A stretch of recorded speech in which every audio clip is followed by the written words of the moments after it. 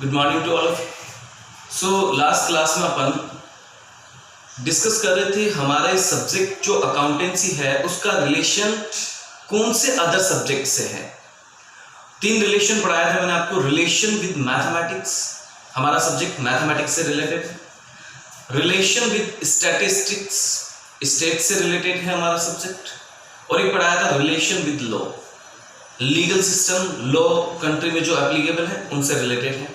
आज हम और कुछ रिलेशन पढ़ेंगे। आज हम सबसे पहला पढ़ेंगे रिलेशन विद, फोर्थ वाली, 3 पढ़ा चुका हूं, फोर्थ है रिलेशन विद मैनेजमेंट।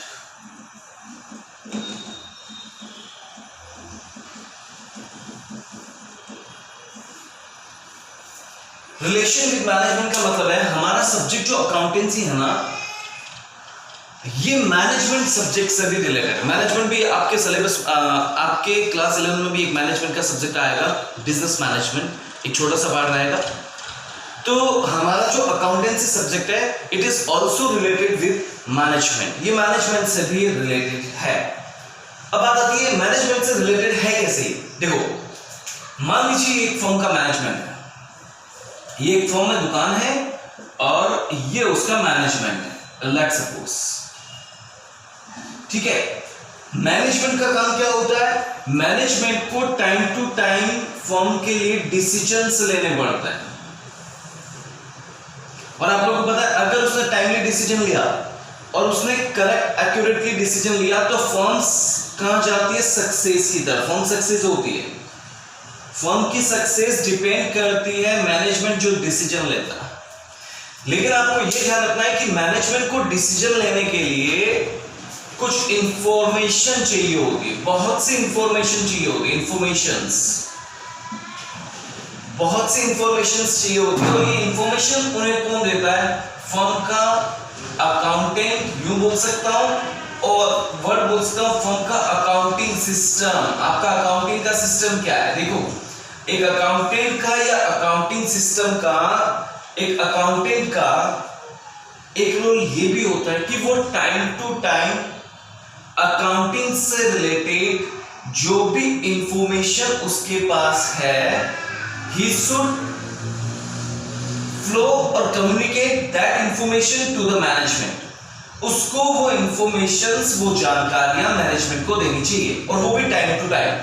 इससे क्या होगा? मैनेजमेंट टाइमली डिसीजन ले पाएगा, एक्यूरेट डिसीजन हो पाएगा, और इससे फर्म अपने गोल की तरफ, अपना जो टारगेट है उसकी तरफ अचीव करेगी, उसको प्राप्त करेगी, वहां की तरफ जाएगी, है ना।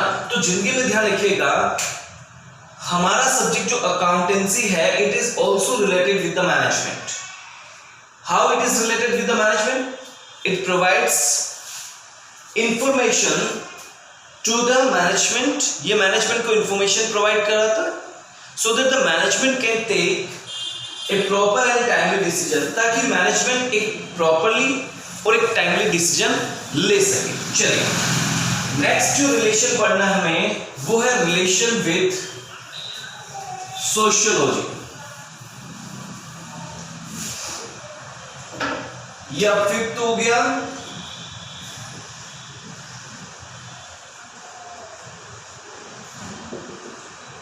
मीनिंग क्या है? देखो, एक फर्म कहां ऑपरेट करती है? सोसाइटी में। एक फर्म कहां होती है? सोसाइटी में, समाज में।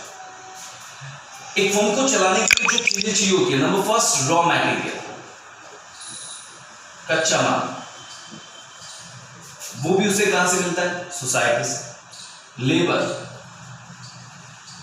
लेबर चाहिए होती है, वो भी उसे कहां से मिलती है? सोसाइटी से, समाज से, है ना। कैपिटल मतलब पैसा, पूंजी। बिजनेस स्टार्ट करने के लिए पैसा चाहिए होता है, कैपिटल बोलते हैं उसको। तो ये कैपिटल भी उसको कहां से मिलती है? सोसाइटी से। उसके बाद मैं बोल सकता हूं और भी बहुत सी सर्विसेज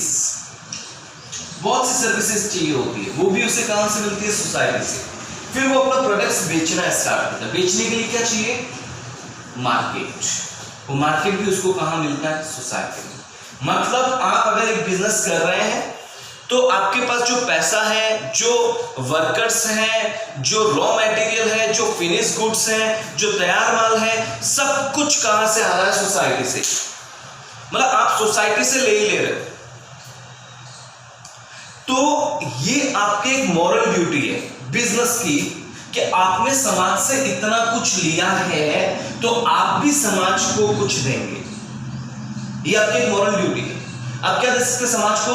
नंबर फर्स्ट, आप समाज को एक वर्ड बोल सकता हूं, प्रॉपर क्वालिटी गुड्स दे सकते हो। मतलब आप जो प्रोडक्ट बना के समाज को दे रहे हो, आप जो माल बेच रहे हो, वो क्वालिटी फुल होना चाहिए, क्वालिटी गुड्स दीजिए। नंबर सेकंड, रीजनेबल प्राइस पे दीजिए, है ना, अच्छी गुड्स हो, रीजनेबल प्राइस पे दो। नंबर थर्ड, आप समाज के डेवलपमेंट के लिए कुछ करिए।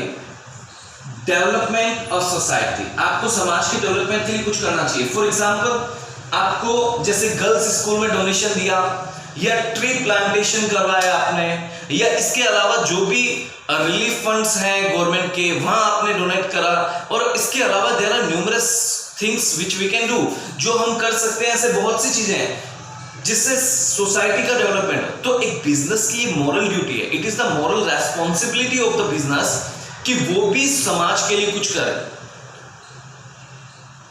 इससे हम अगर कंपनी की बात करें, हर कंपनी को करना जरूरी है, और कंपनी में तो हम इसे CSR बोलते हैं, कॉर्पोरेट सोशल रेस्पॉन्सिबिलिटी, कि हर कंपनी की एक सोशल रेस्पॉन्सिबिलिटी है, हर बिजनेस की एक सोशल रेस्पॉन्सिबिलिटी है। तो आपको समाज के लिए कुछ करना चाहिए। प्लस आपने समाज के लिए जो किया है उसे आप अपने जो अकाउंट्स बनाएंगे, जो प्रेजेंट करेंगे, रिपोर्ट प्रेजेंट करनी होती है, बाद में डिस्कस करेंगे अपन उसके बारे में। तो उन रिपोर्ट्स में आप दिखाएंगे कि हमने इस साल कॉर्पोरेट सोशल रेस्पॉन्सिबिलिटी के तहत ये किया था, इतने रुपए का इन्वेस्टमेंट किया और यहां किया।